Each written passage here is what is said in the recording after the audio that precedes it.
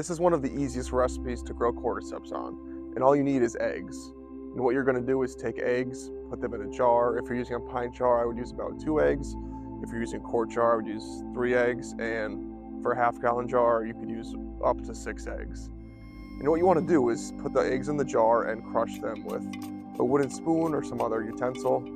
And after you crush them, put on a lid and sterilize them. So you could use a pressure cooker. And if you want to learn how to sterilize cordyceps substrate in the oven, you can check out that video that I made. All you need to do is inoculate those jars with liquid culture, and the cordyceps will grow on just the crushed eggs. You don't need any grains, you don't need any fillers, you don't need any other amendments, just eggs. And the reason I like to use eggs is because eggs are as close to being an insect without being an insect.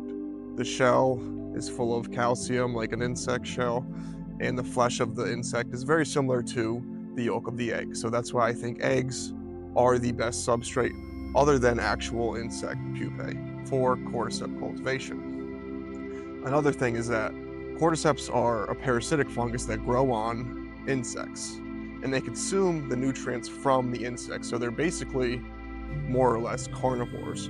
So I think growing cordyceps on grains is very similar to feeding grains to cows, because grass-fed beef will always be better than grain-fed beef, because once you feed the natural nutrition to an organism, it will result in a higher quality end product. And I hope this was helpful. If you need any more help, just leave me a comment. Have a great day.